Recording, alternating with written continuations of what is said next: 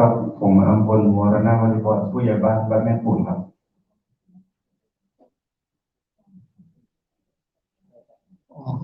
กับผมมิ่งขวัญดารุษครับสถานีวิทยุคลื่นเสียงสารวินและสวทแม่เสลียงครับผม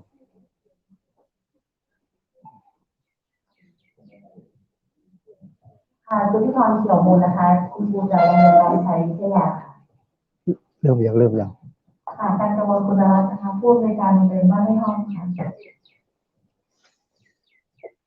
ครับสวัสดีครับผมสมบัติวิชัยผู้อำนวยการเริ่มหรือยังเริ่มแล้วเนาะสวัสดีครับท่านฟังที่เคารพรักครับขอต้อนรับท่านผู้ฟังมาที่ห้องประชุมสำนักงานเขตพื้นที่การศึกษา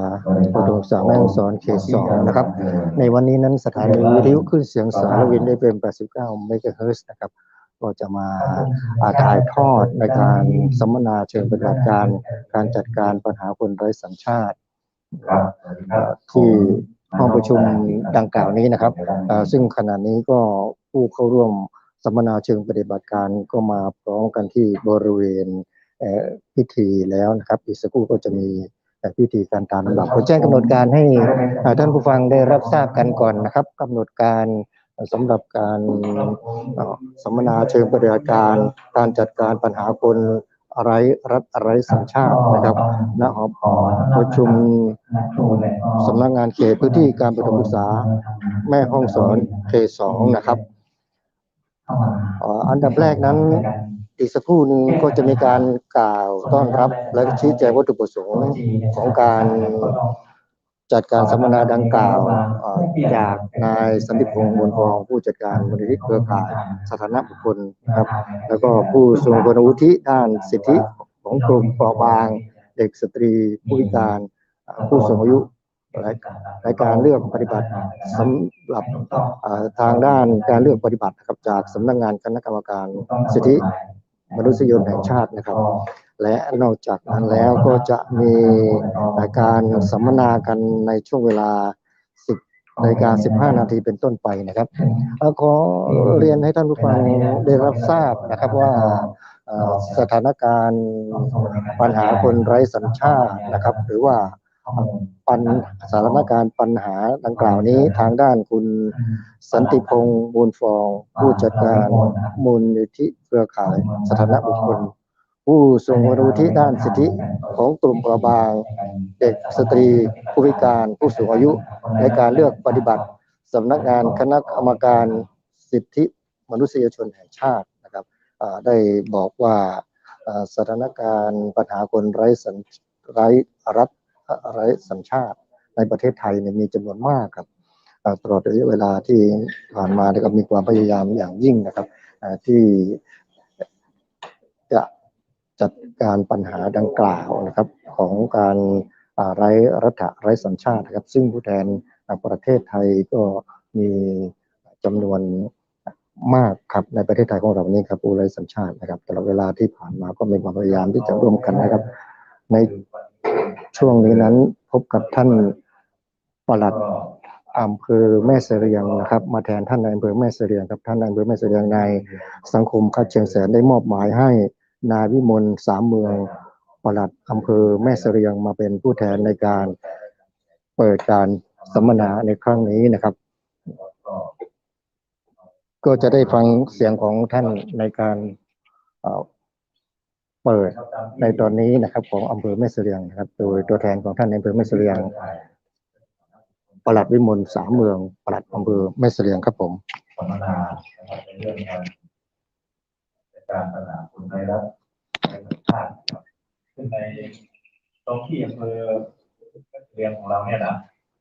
ก็มีคนหลายประเทศนะครับทั้งคนไร้รัฐไร้สัญชาติก็คนที่มีสัญชาติแล้วนะครับไม่มีชื่อไม่มีรายการบุคคลที่ถูกต้องนะครับไม่มีชื่อในทะเบียนบ้านอาจจะเป็นคนที่ตกหล่นจากการสำรวจนะครับจากการสำรวจต่างๆที่ทางราชการเนี่ยได้สำรวจนะครับไม่ว่ามศ.2499หรือว่าหลังจากนั้นในรุ่นของปู่ย่าตายายพ่อแม่อาจจะได้รับการสำรวจมีชื่อในทะเบียนบ้านนะครับมีบัตรประจำตัวประชา ชาชนแล้วแต่ว่าในส่วนของลูกของร้านเนี่ยก็ไม่ได้การแจ้งคือเพราะว่าเมื่อก่อนก็คิดว่ามันไม่มีอะไรนะครับไม่ได้ไปไหนเราอยู่ที่นี่แหละไม่ได้ไปไหนไม่ได้ไปทำอะไรแต่ณเวลาปัจจุบันเนี่ยสถานการณ์บ้านเมืองนะครับโลกเปลี่ยนนะครับการติดต่อสื่อสารหรือว่าการดำเนินการต่างๆเพราะว่าในทั้งระดับโลกในระดับภูมิภาคระดับประเทศนะครับกระทั่งทำให้วิถีชีวิตของคนเนี่ยเปลี่ยนแปลงไปนะครับคนต้องมีหลักฐานยืนยันว่าเป็นคนของรัฐใดนะครับไม่ใช่ว่าคนปล่อยมันตกปลาอยู่ไปอย่างนั้นแหละไม่ใช่นะครับชีวิตมนุษย์เนี่ยทา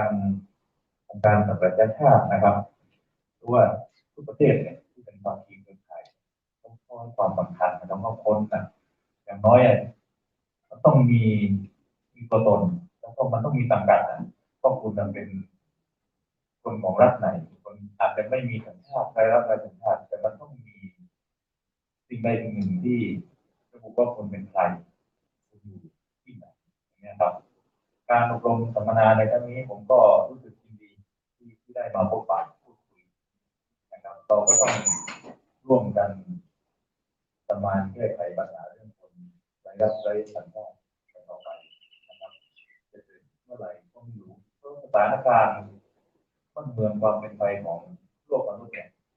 มันก็เปลี่ยนจากยุคสงครามโลกครั้งที่สองทำให้คนเนี่ยบาดเจ็บล้มตายมาสู่ยุคสงครามเย็นได้เกิดความหวาดกลัวเกิดการอพยพต่างๆเข้ามานะครับเดิมทีประเทศไทยเนี่ยเขาไม่ได้กำหนดหรอกว่าจะต้องเป็นคนเชื้อชาติไทยอะไรที่จะได้สัญชาติไทยใครมาเกิดที่ประเทศไทยเดิมทีเขาให้สัญชาติไทยหมดเลยนะครับอยู่ไปเกิดความหวาดกลัวว่าคนที่ไม่ใช่คนไทยเนี่ยที่เข้ามาอยู่เนี่ยนะแล้วได้สัญชาติไทยเนี่ยจะไม่มีความรักภักดีกับประเทศไทยนะครับก็เลยเกิดการสอนสัญชาติคนเหล่านี้ไปตั้งแต่บัดนั้นมาถึงปัจจุบันนี้ปัญหาสัญชาติก็ก็มีปัญหาขึ้นมาเรื่อยๆนะครับจากที่คนจากเคยมีสัญชาติไทยก็โดนถอนไปก็หาว่าคนเราเนี่ยเป็นภัยต่อความมั่นคงแต่แท้จริงแล้วผมก็ไม่รู้ว่ามันเป็นภัยจริงหรือเปล่าผมก็ไม่รู้ก็ไปทำอะไรบ้างเราก็ไม่รู้หรือแท้จริงแล้วคนไทยด้วยกันเองอาจจะเป็นภัยมากกว่าหรือเปล่าก็เราก็ต้องติดตามว่าในบ้านเมืองของเราเนี่ยมันเป็นยังไงเราในฐานะที่เป็นเจ้าที่นะครับเจ้าที่ของรัฐเนี่ยต้องถูกบังคับตามกฎหมายที่ต้องทำที่ต้องดำเนินการแก้ไขปัญหาตรงนี้เราก็ดีที่ว่าในพื้นที่จังหวัดแม่ฮ่องสอนจะเลี้ยงเพื่อตกเมยนราน้อยที่อำเภอนะให้มีเครือข่ายภาคีองค์กรภาคเอกชนนะครับที่มีกำลังทางด้านงบประมาณนะครับมาช่วยเหลือและที่สำคัญที่สุดคือองค์กรภาคเอกชนต่างๆเหล่านี้อาจจะเป็นองค์กรดีหรือองค์กรก็ดีนะครับเขามีความรู้ความเข้าใจนะครับมีความรู้ความเข้าใจมากกว่าพวกผมซึ่งเป็นเจ้าหน้าที่ของรัฐด้วยซ้ำบางทีเรื่องที่เกิดขึ้นมาตั้งแต่ปี21ปี15ปี34ปี37ปี42พวกผมยังไม่รับราชการเลยยังไม่รู้เลยเราส่วนใหญ่ข้าราชการก็มาจากที่อื่นนะครับก็ต้องมาศึกษาประวัติศาสตร์ว่าที่มันเป็นปัญหาอย่างเนี้ยมันเกิดขึ้นได้อย่างไรมันมีเหตุผลอะไรแล้วเราจะแก้ไขปัญหาเนี้ยในฐานะที่เราเป็นคนรุ่นหลังที่มาทางเนี้ยจะแก้ไขปัญหาสถานะและสิทธิของบุคคลตรงเนี้ยนะครับแก้ไขยังไงต่อไปอันนี้ก็ต้องนำเรียนว่าเราต้องร่วมกันทุกภาคส่วนของทางราชการไม่ว่าจะเป็นของฝ่ายปกครองเองนะครับหรือว่าทางโรงเรียนสถานศึกษานะครับซึ่งก็มีความผูกพันเกี่ยวข้องกับเด็กนักเรียนที่มาเรียนอยู่แล้วนะครับหรืออาจจะเป็นกำนันผู้ใหญ่บ้านที่มีความรู้ที่ได้เห็นเหตุการณ์ต่างๆพัฒนาการของหมู่บ้านชุมชนต่างๆที่ผ่านมาเนี่ย ก็เราก็ต้องมาร่วมกันจัดการปัญหานะครับคนไร้รัฐไร้สัญชาติต่อไปนะครับซึ่งจังหวัดแม่ฮ่องสอนเนี่ยประมาณปี59ก็เคยได้รับรางวัลนะครับที่ได้ร่วมกันจัดการปัญหาคนไร้รัฐจากรัฐบาลนะครับก็ในสมัยของท่านผู้ว่าสุดสักดิ์นั้นก็ถือว่าเป็นที่หมายที่ดีนะครับซึ่งได้ผู้ว่าราชการจังหวัดที่มีความรู้มีความเข้าใจนะครับในปัญหาซึ่งท่านก็เคยเป็นนายอำเภอแม่เสลียงนะครับก็ถือว่าเป็นเรื่องดีแต่สำหรับคนอื่นที่มาดำรงตำแหน่งแล้วก็มีอำนาจหน้าที่ทำกฎหมายที่เราก็ค่อยว่ากันต่อไปตามกฎหมายแล้วก็ตามระเบียบอะไรต่างๆหรืออาจเกิดความเสียหายอะไรกันไปขึ้นก็ค่อยว่ากันไปตามกฎหมายนะครับแต่ผู้บังคับบัญชาหรือว่าคนมีอำนาจก็ต้องรู้ว่าไม่ใช่ว่าเรามีอำนาจแล้วเราจะไม่ทำหน้าที่ไม่ได้นะครับเราต้องทำนะในส่วนที่ราชการอื่นๆที่ไม่ได้มีหน้าที่ไม่ได้มีอำนาจซึ่งผู้บังคับบัญชาอะไรต่างๆอันนี้ก็เช่นการศึกษาอะไรเงี้ยนะครับที่มีข้อมูลเด็กนักเรียนไม่ใช่กฎหมายหรอกที่ท่านทำสำหรับตัวนี้นะมันไม่มีพระราชบัญญัติอะไรให้ความเท่าอะไรขนาดนั้นหรอกแต่ว่าท่านก็ในฐานะเป็นผู้ที่ข้อมูลนะครับคือการทำงานแก้ไขปัญหาตรงนี้นะมันจะต้องได้ข้อมูลที่ชัดเจนที่แท้จริงถึงจะแก้ไขปัญหาได้เหมือนเช่นเรื่องเด็กนักเรียนตัวดีถ้ามันมีความรู้มากกว่าทางโรงเรียนเลยนะที่น่าจะมีผู้แทนสถานศึกษาด้วยเนาะก็จะมีความรู้มากกว่าผู้ปฏิบัติหน้าที่ที่ว่าทำเนี่ยเขาเลยท่านไหนเป็นคนบทข้อมูลขึ้นมานะครับแล้วทีนี้มีข้อบกพร่องตรงไหนเราในฐานะผู้ที่มีความรู้แล้วก็ต้องรับผิดชอบตามกฎหมายเราก็จะได้ปรับแต่งให้มันสมเหตุสมผลซึ่งถูกต้องสอดคล้องกับความเป็นจริงนะครับตรงนี้ก็พูดกันคร่าวๆเดี๋ยวผมก็จะได้เข้าเนื้อหานะครับอันนี้ผมก็เปิดการอบรมสัมมนานะครับแล้วก็จะบรรยายเรื่องการที่ได้รับการประสานนำผ่านมากับในประเด็นแนวทางการจัดการปัญหาคนไร้สัญชาตินะครับในหัวข้อนะก่อนอื่นก็ต้องนำเรียนก่อนว่าในเรื่องการแนวทางการจัดการปัญหาคนไร้รัฐเนี่ยนะก็ต้องดูว่านโยบายของรัฐบาลเนี่ยต้องมีความคิดเห็นรัฐบาลเนี่ยแล้วกับกฎหมายนะครับเพราะว่าเรื่องคนไร้รัฐไร้สัญชาตินั้นเรื่องหนึ่งที่เป็นก็คือการจะให้สัญชาติไทยหรือจะให้ใครอยู่ในประเทศไทยหรือไม่มันเป็นอำนาจอธิปไตยของรัฐไทยนะครับรัฐอื่นเนี่ยนะจะมาบีบบังคับเราเนี่ยไม่ได้ก็อยู่ที่รัฐไทยเพราะว่าอำนาจอธิปไตยนะเป็นของคนชาวไทยนะครับตรงเนี้ยมันต้องมีกฎหมายในปัจจุบันเนี่ยก็ได้มีกฎหมายให้สัญชาติกับคนให้สถานะให้หลายๆเรื่องให้อยู่อาศัยในประเทศไทยกฎหมายก็มีการพัฒนาการมาเรื่อยๆนะครับตั้งแต่พระราชบัญญัติสัญชาติพ.ศ. 2508มาตรา7เนี่ยมาตรา7ใครเกิดในประเทศไทยใครเกิดมีพ่อแม่นะครับเป็นคนไทยก็จะได้สัญชาติไทยนะครับเรื่องหนึ่งก็คือเกิดในประเทศไทยนี่แหละแต่ต้องไม่ได้บิดามารดาต้องไม่ใช่คนต่างชาติก็ได้สัญชาติไทยตามหลักนี่แหละแต่การได้สัญชาติไทยตรงนี้ตามหลักนี่แหละนะครับรัฐไทยเนี่ยเขากำหนดเงื่อนไขเอาไว้ว่าไม่ได้ว่าเข้ามาแล้วก็ได้เลยนะเรามีกฎหมายลูกระดับกฎกระทรวงหรือว่าประกาศกระทรวงประกาศของกรมการปกครองประกาศสำนักทะเบียนกลางอะไรต่างๆมากำหนดกำกับเอาไว้อีกชั้นหนึ่งว่าคนที่เกิดในประเทศไทย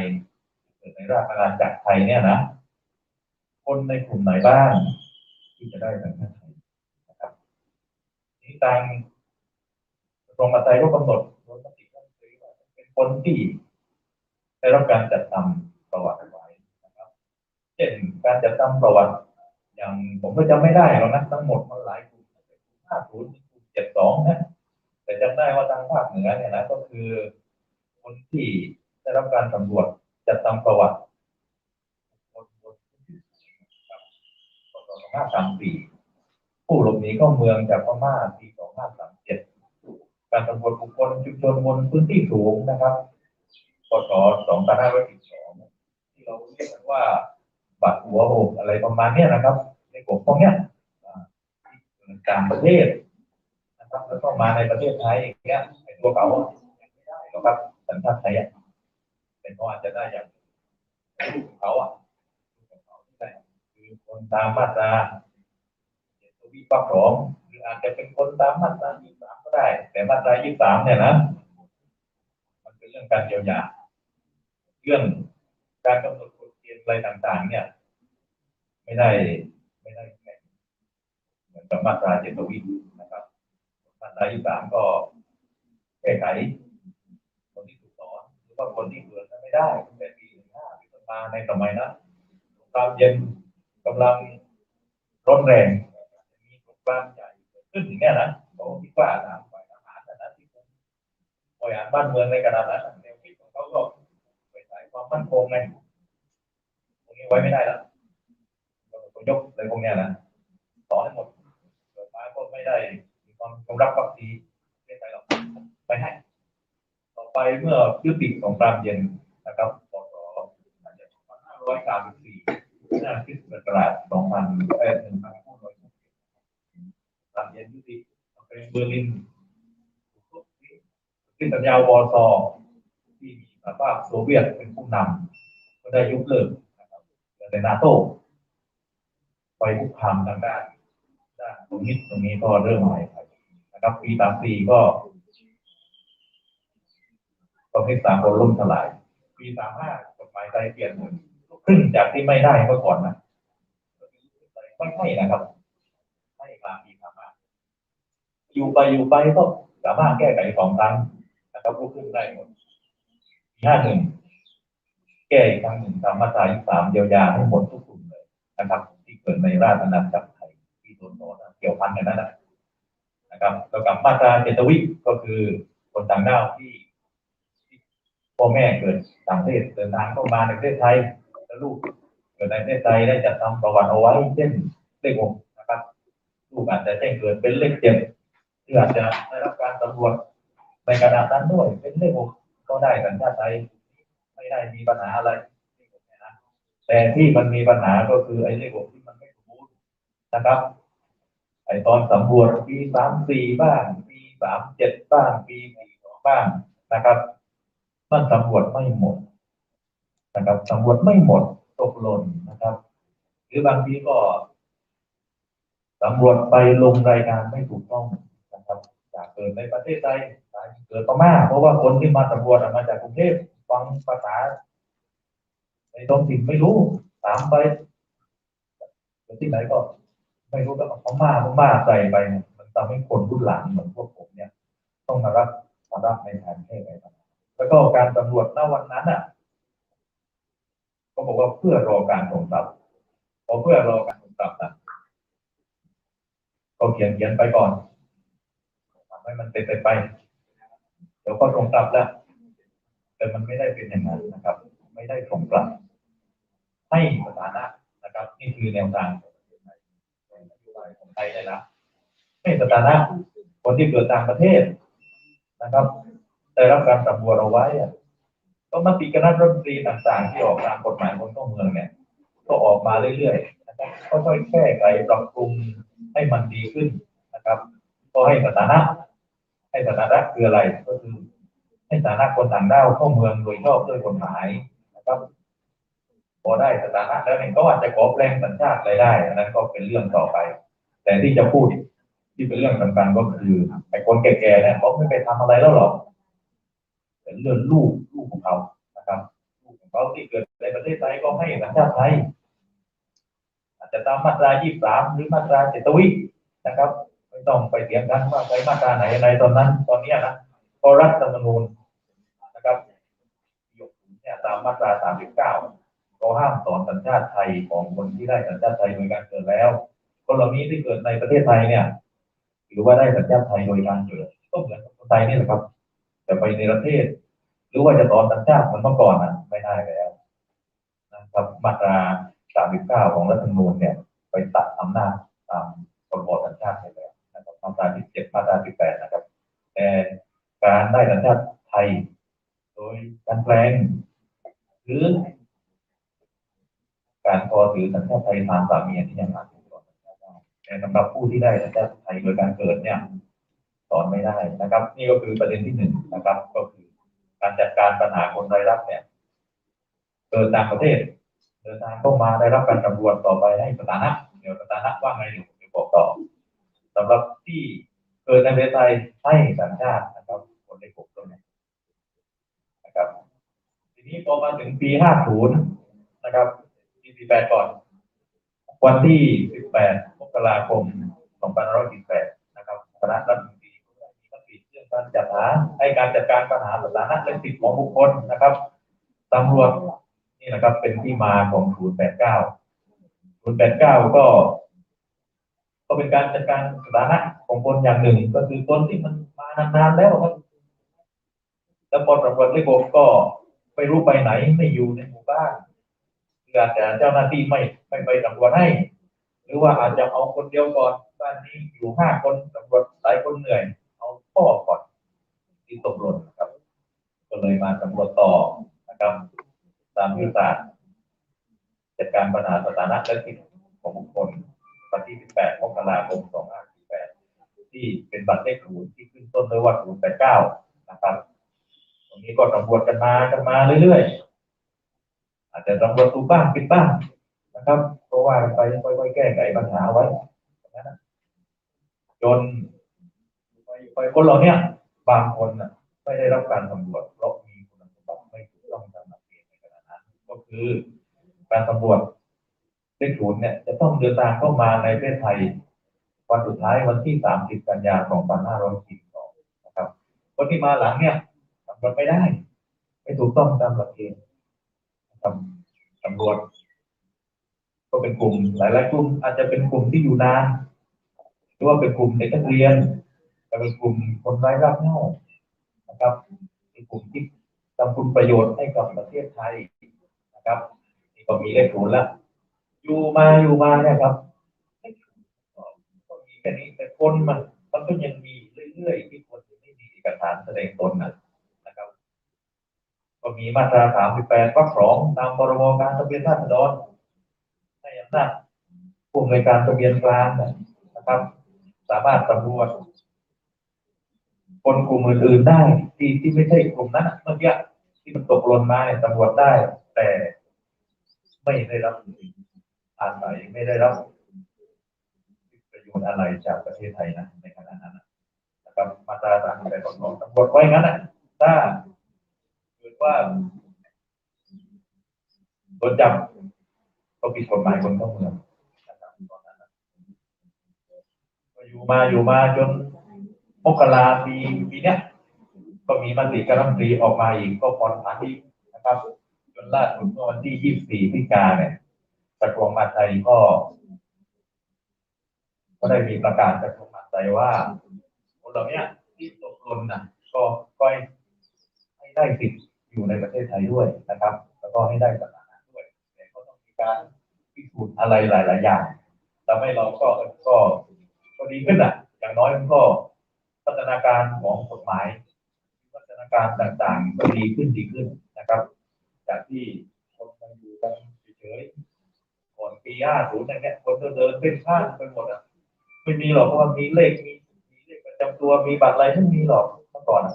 อย่างนี้ก็มีเลขประจำตัวมีสิทธิ์หลายๆอย่างอาจจะได้สถานะนะครับสำหรับคนที่เกิดต่างประเทศหรืออาจจะได้สัญชาติไทยสำหรับคนที่เกิดในประเทศไทยหรืออาจจะได้จัดตามประวัตินะครับเป็นคนที่มีสถานะตามทะเบียนตามมาตรา38 วรรค 2ของพรบการทะเบียนราษฎรประกอบกับระเบียบกระทรวงมหาดไทยว่าด้วยการตำรวจจัดทำประวัติพ.ศ. 2562ซึ่งรัฐมนตรีมหาดไทยเขาก็อนุมัติให้ตำรวจได้มาหลายปีแล้วแต่ว่าเราก็ยังไม่ค่อยกล้าตำรวจกันเพราะว่าหลายๆเรื่องที่มันมีความปลอดภัยนะครับเช่นตามจังหวัดเชียงใหม่หรือเมื่อมีการ จะมีนั่นแหละแทรกมาแล้วคนที่ไม่เข้าหลักเกณฑ์แล้วคนที่ไม่เข้าหลักเกณฑ์มันทำให้คนที่อยู่ในหลักเกณฑ์ที่มีสิทธิ์ได้รับความเสียหายไปด้วยมันเป็นอย่างนี้เหมือนของอำเภอแม่เสลียงเนี่ยมีบ้านนอนเป็นที่ว่าปี54ไม่ได้รับการตำรวจเพราะว่าแบ่งเก้าหมดไกลเกินนะครับแบ่งเก้าหมดคนพวกเนี้ยจะเข้ามติคณะรัฐมนตรีฉบับใหม่แล้วก็ประกาศกระทรวงอย่างน้อยๆเป็นสิทธิอาศัยอยู่ในประเทศไทยอาจจะได้สัญชาติหรืออาจจะได้อะไรหรือไม่ก็ต้องว่ากันอีกทีในการที่จะได้สัญชาติจะได้กำหนดเป็นกลุ่มไหนนะครับเพราะว่าการได้สัญชาติไทยแต่ละกลุ่มนี่มันไม่เหมือนกันมันเหมือนกับโรคโรคนี้ไม่เหมือนกันยานี้ก็รักษาไม่ได้ต้องใช้ยาส่วนหนึ่งแต่ละคนเนี่ยต้องมานั่งวิเคราะห์ว่าจะไปทางไหนบางทีบ้านเดียวกันไปคนละมาตราเลยไปคนละเรื่องเลยพ่อแม่เป็นเรื่องผมจะได้ฐานะลูกก่อนที่35จะได้มาตรา23ลูกเกิดหลัง35ได้มาตรา7วิเนี่ยลูกของลูกได้อะไรมีเรื่องที่จะต้องติดตามแก้ไขกันไปเรื่อยๆแก้กันไปเรื่อยๆนะอย่างน้อยเราก็ได้ช่วยไปทีละปลอกไปนะครับทางรัฐไทยกฎหมายไทยเนี่ยนะก็ได้มีวิวัฒนาการในการจัดการสถานะคนเราเนี่ยมานานครับแต่ผลการดำเนินการเนี่ยมันก็จะช้าหน่อยตามตรงก็มันจะช้ามันจะไม่ตั้งใจเท่าไหร่เพราะว่ามันมีองค์ประกอบหลายๆเรื่องที่ทำให้มันมีปัจจัยหลายๆเรื่องที่มันทำให้ไม่เป็นไปตามกำหนดที่ตั้งเป้าหมายเอาไว้นะครับไม่ว่าจะเป็นเรื่องเกี่ยวกับตัวเจ้าบ้านเองตีสามไม่รู้เรื่องอะไรทั้งหลายเพราะวันนี้วันที่เท่าไหร่ไม่รู้นะครับมีลูกกี่คนก็นับไม่ค่อยถูกไปเกินก่อนเกินหลังอันนี้ก็เป็นภาระของเจ้าหน้าที่พอสมควรเวลามาแจ้งเกิดเป็นกำหนดเรื่องต่างๆเราในฐานะผู้ปฏิบัติที่จะสร้างละครเรื่องนี้นะให้ผู้มีอำนาจเชื่อบนยากพอสมควรนะเราต้องมานั่งเพราะว่าลูกคนนี้เกิดอะไรยังไงขั้นตอนในการปฏิบัติยากพอสมควรทำให้เกิดความราชามันไม่เหมือนขั้นตอนคดีความยิงคนตายโป้งมีพยานหลักฐานชัดเจนนายกอไก่ยิงนายกอไก่เห็นนายกอไก่นอนตายอยู่อาวุธปืนที่ได้ยิงปืน9 มม.มีทะเบียนนั้นทะเบียนนี้สอบสวนในการสั่งฟ้องขึ้นศาลที่ตั้งศาลทั้งคู่ได้เลยแต่มันเรามันไม่ใช่ไงมันไม่ใช่แค่เหตุการณ์ณปัจจุบันนี้มันต้องไล่เรียงมาจากเหตุการณ์ความเป็นมาของครอบครัวเขาจะให้สัญชาติเด็กคนหนึ่งมันต้องดูพ่อแม่เขาเกิดที่ไหนเดินทางเข้ามาในประเทศไทยเมื่อไหร่ได้รับการจัดทำทะเบียนประวัติไว้หรือไม่เด็กได้รับการแจ้งเกิดหรือไม่พ่อแม่ได้จัดทำประวัติไว้ในกลุ่มใดนะครับเวลาบันทึกกันยาวเหยียดกว่าจะได้แต่ละรายอันนี้เป็นขั้นตอนนะครับเป็นขั้นตอนแต่ไม่ใช่ว่าประเทศไทยจะละเลยไม่แก้ไขปัญหาไม่ใช่อันนี้เราเนี่ยเป็นประเทศที่ให้การช่วยเหลือเรื่องนี้เนี่ยเยอะมากนะครับแต่ปัญหาที่มันมีทุกวันนี้ที่เป็นหลักๆก็คือหนึ่งอาจจะเกิดจากตัวของผู้ร้องเองนะครับจะไม่ค่อยรู้เรื่องไม่รู้ว่าตัวเองมีสิทธิ์หรือเปล่านะครับสองอาจจะเกิดจากเจ้าหน้าที่ของรัฐที่ไม่ทำงานไม่ทำเดี๋ยวย้ายแล้วมีคนอย่างนี้ก็มีแนวของข้าราชการเนี่ยนะฝ่ายปกครองเนี่ยเรารุ่นเก่าๆนี่ตามหมดแต่เอาตังค์แต่รุ่นหลังๆเนี่ยรุ่นใหม่ๆเนี่ยอันนี้อีกแนวหนึ่งเฉยๆไว้ก่อนไม่งั้นนะแล้วโดยพวกข้าราชการที่ในพื้นที่ไม่ต้องกลัวอะไรกันไม่ทำอะไรนะเพิ่มคนต่างๆแล้วไม่ทำพวกผมมาจากจังหวัดตรังนะผมทำให้ไม่กลัวอะไรเลยในอำเภอประจิมกงดีอยู่ตรงกลาง เป็นตัวจบมือผมว่าคนนี้เป็นสัญชาติเป็นบัตรได้มากที่สุดแล้วไม่กลัวเลยแต่พอนายอำเภอคนลำพูนไม่เป็นยังไงมันเป็นอย่างนี่แหละปัญหาเกิดจากเจ้าหน้าที่ของรัฐคนนี้แต่ในกฎหมายเนี่ยเขาเขียนไว้ทำได้แล้วนะครับอาจจะมีบางส่วนที่อาจจะต้องแก้ไขบ้างอันนี้ก็ค่อยว่ากันไปแต่เรื่องที่สำคัญที่สุดแต่ก็คือตัวผู้ปฏิบัติงานนะครับตัวผู้ปฏิบัติงานเนี่ยเหมือนแม่เสียงช่วงเนี้ยช่วงนี้ที่ได้ปลัดอำเภอเอกพงศ์มาตามแจ้งเกิดกำหนดเพิ่มชื่อนะครับได้เยอะมากแล้วก็ปัญหาเรื่องแจ้งเท็จก็ได้รับการสั่งสารเป็นเกือบจะหมดแล้วแจ้งเท็จตำบลแม่คงในเท็จทั้งหมดเลยลูกเกิด3 ปีแล้วมาเกิดแจ้งเกิดเมื่อวาน3 ปีเรามาถ่ายบัตรเราก็ยังสงสัยอยู่เด็กอาจจะไม่เป็นไรเด็ก7 ปีแล้วผมเกิดเมื่อวานผมมาถ่ายบัตร7 ปีเด็ก14 ปีพยานหลักฐานหน้าชัดเจนเลยหน้าอะไรเงี้ยเราถ่ายไม่ได้ถ้าเราถ่ายก็หลงการตัวหาประหลัดทำอะไรคนนี้ไม่ใช่นะมันเป็นยังไงถ้าไหนมันเล็กๆน้อยๆก็การปี2 ปีไม่น่าจะน่าเกลียดไปมากเราผมก็ทำเป็นหูไปนาตาไปไล่ไม่อยากจะไปเลื่ออะไรแต่ถ้ามันชัดเจนเกินไปเด็ก5 ปี7 ปีเนี่ยนะครับแจ้งเกิดเมื่อวาน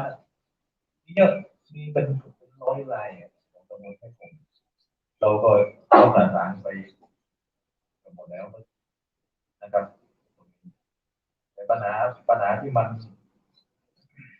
มากจริงก็คือมาตรา7 วินะครับมาตรา7 วิที่เป็นกลุ่มอะไรต่างๆเนี่ยยังยุ่งอยู่พอสมควรนะครับนี่ก็มาเล่าให้ฟังนะเล่าให้ฟังเป็นก่อนว่ามันเป็นอย่างนี้แล้วก็ปัญหาที่จะเกิดขึ้นนะครับปัญหาอีกอย่างหนึ่งก็คือการที่ว่าไม่ได้จดทะเบียนสมรสนะไอ้คนไทยอ่ะตั้งเกิดไม่เป็นไรไม่มีปัญหาอะไรกับลูกหรอกได้เลยแต่สำหรับลูกครึ่งพ่อเป็นไทยแม่เป็นเลข0พ่อเป็นไทยแม่เป็นเลข6พ่อเป็นไทยแม่เป็นเลข7อย่างเงี้ยนะผมขอแนะนำว่าให้มาจดทะเบียนเพราะว่าจะมีผลผูกพันถึงลูกถ้าจดทะเบียนกฎหมายสันนิษฐานว่าเป็นบุตรของใจที่เป็นสามีนะครับถ้าเกิดภายใน300 วันหลังจากหย่าก็จะมีการเป็นสามีนั่นแหละนะครับก็เป็นบุตรแล้วก็มีสิทธิ์ที่จะได้รับการถ่ายทอดสัญชาติไทยโดยไม่มีข้อสงสัยเลยนะครับก็ทะเบียนสมรสเป็นตัวที่ผูกพันเอาไว้เนี่ยว่าเป็นลูกของคนนี้นะครับนี่ก็อยากจะประชาสัมพันธ์ผู้ที่เขาร่วมเรียนต่างๆนะถ้าเป็นชาวบ้านอะไรที่เขาสัญญาสัญญากับคนไทยก็เป็นทะเบียนสมรสแต่อาจจะใช้เวลาหน่อยมันไม่เหมือนคนไทยมาวันนี้จบได้เลยคนต่างด้าวคนไทยเนี่ยนะต้องมีการขอพยานคนรับรองนะครับว่าเพราะว่าอันนี้เดิมทีนะก็จดได้เลยเหมือนคนไทยนั่นแหละแต่ว่าฝ่ายปกครองแล้วในการดีๆเยอะเอาชื่อของคนไทยที่นักว่าเพราะว่าเราคุมอยู่เอาชื่อไปมันก็ได้ไม่ไปมันก็ได้พวกฝรั่งบ้างมิโชบ้างมาจากไปทั้งนั้นก็มีผลผูกพันตามกฎหมายแต่เป็นทะเบียนของคนไทยเนี่ยนะได้นะเอาชื่อมาเลยประมาณ500 คนปัญหาเกิดขึ้นตอนนี้ก็พูดไปแล้วทำให้พวกผมระดับเขาว่าคือเกิดไม่ได้เพราะที่ไหนคุณจุดเองนะครับแต่นี่เรามันถูกต้องแล้วผมไม่อยากนั่นเบอร์บางทีก็ไม่รู้เรื่องนะบางทีเมื่อก่อนที่เชียงรายชาวบ้านที่อยู่ที่เนี่ยก่อนแทบอยู่แล้วก็ไปอยู่กับสามีที่เชียงรายไม่จบก็บอกไม่ได้ต้องย้ายไปที่นู่นก่อนตัวผมก็ มาเจอที่นี่เป็นอย่างนั้นไหนเราจะบอกให้ปฏิบัติตามระเบียบกฎหมายยังไงเนี่ยนะแต่ถ้าเจ้าหน้าที่ผู้มีอำนาจเป็นคนอย่างนั้นนะเก็บไปไม่ยากคนรายนั้นผมก็สอบสวนแล้วก็ให้นายคุยก็เดี๋ยวจะมีผลกับลูกตอนเพราะว่าเขาท้องอยู่น้องผู้หญิงนั้นเพราะถ้าไม่มีทะเบียนสมรส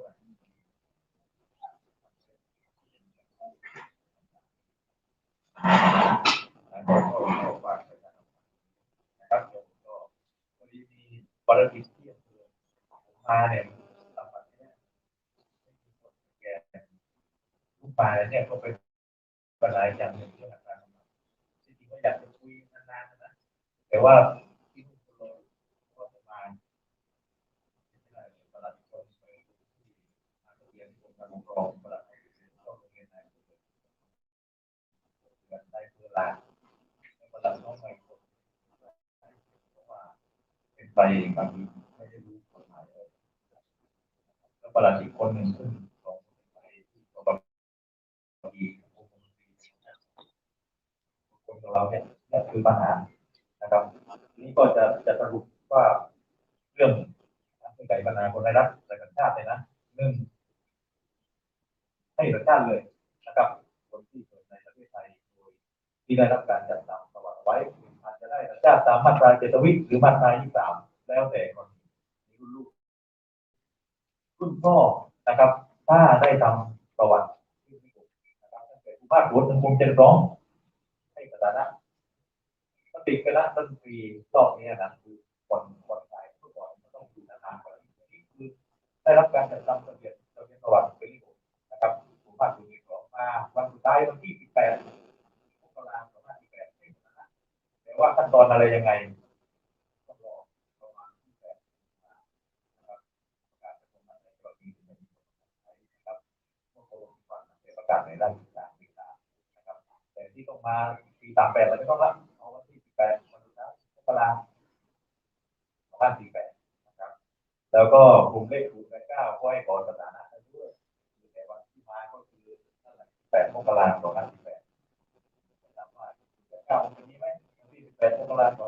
2548ไม่มีครับเพราะว่าแต่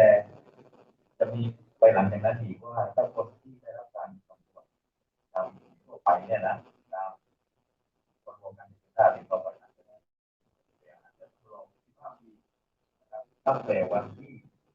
ระบุว่าเข้ามาในประเทศไทยเมื่อไหร่ตรงนี้ก็เป็นคนที่มีแววตาแหลมคมนะก็รู้แล้วมีรายได้แล้วบอกประมาณนานแล้วเป็นนี้มันก็อยู่ที่ตัวหน้าที่ด้วยนะครับตรงนี้เขาจะให้สถานะนะครับคือการแก้ไขของไทยนี่ก็คือ1ให้สัญชาติ2ให้สถานะกลุ่มสุดท้ายที่ว่าไม่รู้จะทำอะไรแล้วก็มาได้2 ปี 3 ปีแต่มีวัตถุประสงค์ที่จะยึดถือประเทศไทยเนี่ยนะเป็นที่อยู่ไม่ไปไหนแล้วนะครับไม่มีประเทศต้นทางอะไรรับไม่มีเอกสารอะไรให้จัดทำประวัติแล้วก็อยู่ในราชอาณาจักรไปได้ต่อไปนะครับก็มี3 เรื่องที่สำคัญนะนะครับให้สัญชาติให้สถานะจัดทำประวัติให้สิทธิอาศัยให้สิทธิการรักษาพยาบาลสามารถเรียนหนังสือรายได้เหมือนกับคนไทยนี่แหละแล้วก็อยู่ไปค่อยๆพัฒนาสถานะไปเรื่อยๆสักวันหนึ่งคนเรานี้อาจจะมีสิทธิ์ขอแปลงสัญชาติไทยนะครับขอแปลงสัญชาติไทยได้นะครับแต่ที่สำคัญที่สุดที่อยากจะพูดกระบวนการเริ่มต้นของคนเหล่านี้ที่ทำให้มีพยานเอกสารนะครับเช่นการสำรวจเด็กนักเรียนตัวดีนะครับตรงนี้แหละเป็นขั้นตอนที่บอกอนาคตเลยว่าคนนี้จะได้สัญชาติไทยหรือจะได้อะไรถ้าเราทำข้อมูลของเขาถูกต้องนะครับเขาก็จะได้เดินไปสู่เส้นทางที่ถูกต้องแต่ถ้าเราทำข้อมูลของเขานะครับเช่นเขาเกิดในประเทศไทยเราบอกว่าเกิดพม่าเป็นเรื่องยากในชีวิตเขาแล้วเรื่องนี้มีหลายคนนะครับที่มีปัญหาว่าเกิดไทยแต่ว่าในทะเบียนประวัติสุดมากการแก้ไขตรงนี้มันเป็นเรื่องยากมากนะครับการจัดทำข้อมูลครั้งแรกนะครับ ไม่ว่าจะเริ่มจากสำนักเรียนหรือจากผู้ปกครองท้องที่กำนันผู้ใหญ่บ้านเช่นการสำรวจคนไม่มีสัญชาติตามทะเบียนหรือว่าการสำรวจเด็กนักเรียนเปิดที่กำลังทำเนี่ยถ้าเราจัดตามข้อมูลครั้งแรกต้องตามความเป็นจริงนะครับเราจะวินิจฉัยได้ว่าเด็กคนนี้จะได้อะไรนะครับแต่ถ้าเราทำผิดมืดมนแน่นอนในอนาคตข้างหน้าที่ทางเขตทางโรงเรียนส่งมาแล้วผมกลับไปว่าก่อนนั้นตรงนี้มันมีเหตุผลตรงนี้นะครับว่าข้อมูลบิดามารดาสำคัญที่สุดเพราะว่าบางคนอาจจะได้นะครับข้อมูลบิดาถ้าเราเว้นว่างเอาไว้ไม่รู้ว่าบิดามารดาของมีพยานเอกสารหรือผิดอะไรอยู่เนี่ยเรื่องไปต่อไปยากมากที่จะไปแก้ไขของคนนั้นได้นะครับการจัดทำอะไรก็แล้วแต่ที่เป็นขั้นตอนการเริ่มต้นกระบวนการนะครับตรงนี้อยากฝากไปด้วยนะครับสำหรับทางโรงเรียนทีนี้จะแจ้งข่าวว่าไอ้ข้อมูลตัวจีนะผมทำเหลือแค่โรงเรียนเดียวตอนนี้เหลือ30 คนที่400 กว่าคนนั่นแหละตามสมบูรณ์หมดแล้วเข้าหลักเกณฑ์8 คนนะครับเดี๋ยวทางสำนักเรียนเนี่ยจะประสานกับทางที่หวังแล้วก็กับทางโรงเรียนว่าให้ดำเนินมาเรื่องโดยใส่บัตรได้แล้ววันละ9 คน 10 คนเพราะว่าของเราเนี่ยมันจะตายเยอะๆแต่ละน้อยอะไรเงี้ยไม่ได้เพราะว่าคนมาตายใส่บัตรที่เราเยอะคนอำเภอตกเมยเนี่ยตำบลแม่สามแบบทางเนี้ยมาที่หมดเลยคนตำบลปากโพก็มาตายที่แม่เสลียงเรารับพื้นที่เลยนะครับเนี่ยผมมานั่งอยู่เนี่ยคุณเลยปรากฏที่อำเภอนะครับก็เลยอาจจะไม่ได้ถ่ายหมดวันเดียวอาจจะหลายวันอาจจะโรงเรียนละวันอะไรประมาณนี้นะครับนะผมก็ช่วยทำเต็มที่และช่วยดูข้อมูลเพื่อไม่ให้เกิดความผิดพลาดขึ้นมาในอนาคตเพราะเด็กบางคนนะสามารถที่จะขอสัญชาติได้นะครับอาจจะต้องจบปริญญาตรีหรืออาจจะไม่ต้องจบปริญญาตรีอยู่ที่ประวัติของพ่อแม่ของเขาว่าพ่อแม่ของเขาเนี่ยเป็นชาติพันธุ์หรือคนชนกลุ่มน้อยอื่นๆนะครับถ้าเป็นชนกลุ่มน้อยอื่นก็ต้องเรียนจบปริญญาตรีก็จะใช้ระยะเวลายาวนานกันหน่อยแต่ถ้าเป็นกลุ่มชาติพันธุ์ไม่ต้องรออะไรนะครับคุณลูกขอได้เลยนี่แหละครับคือที่อยากจะได้ข้อมูลของพ่อของแม่เลขอะไรต่างๆนะครับ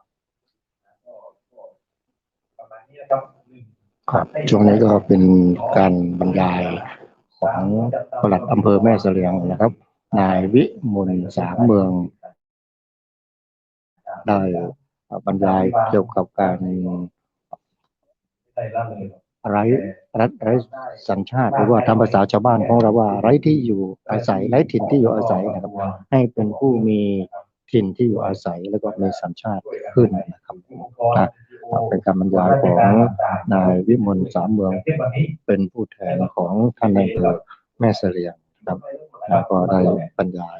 ให้ผู้ที่เข้าร่วมสัมมนาได้รับทราบนะครับแล้วก็ในการดำเนินการในช่วงการถ่ายทอดเสียงของคลื่นเสียงสารวิน FM 85 เมกะเฮิรตซ์ในช่วงนี้นั้นนะครับเราขอยุติในช่วงแรกกันก่อนนะครับช่วงต่อไปก็จะมีการถ่ายทอดต่อไปนะครับช่วงนี้ก็ขอยุติการถ่ายทอดในช่วงแรกนี้ก่อนนะครับถ้ามีผลดีแล้วก็ชัดเจนละถ้าใช่ก็คือเพิ่มชื่ออาจจะแจ้งเกินนะครับเราไม่มีชื่อในทะเบียนบ้านมีสิทธิ์ของการเป็นคนไทยนะครับตามอย่างเป็นที่เลยนะครับได้สิทธิ์อะไรต่างๆได้ตามรัฐธรรมนูญนะครับทุกคนก็จะอยู่ในประเทศไทยรัฐธรรมนูญก็คุ้มครองแต่จะคุ้มครองคนสัญชาติไทย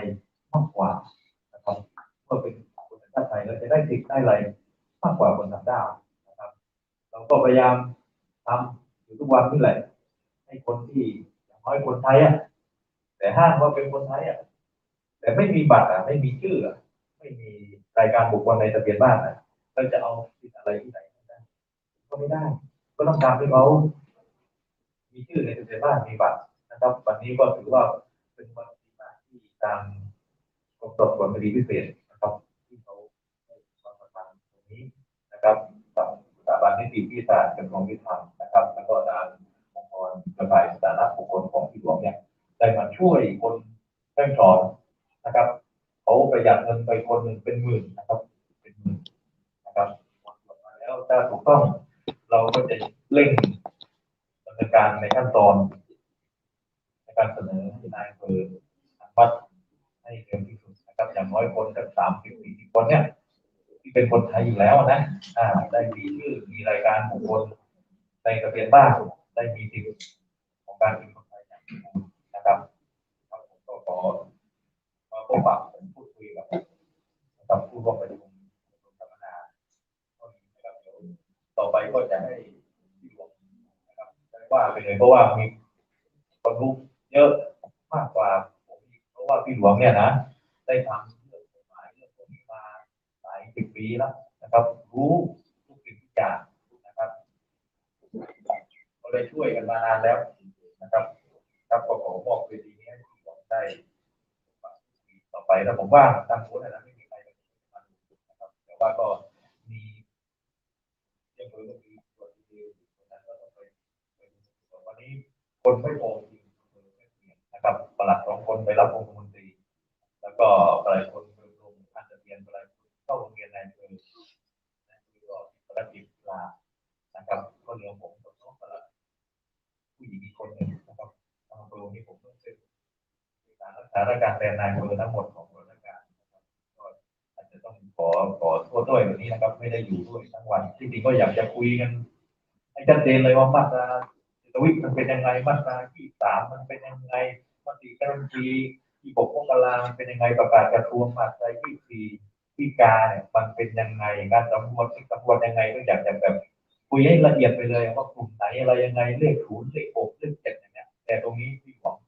รู้คุยได้นะครับก็ขอมอบเวทีนี้ให้กับท่านต่อไปครับ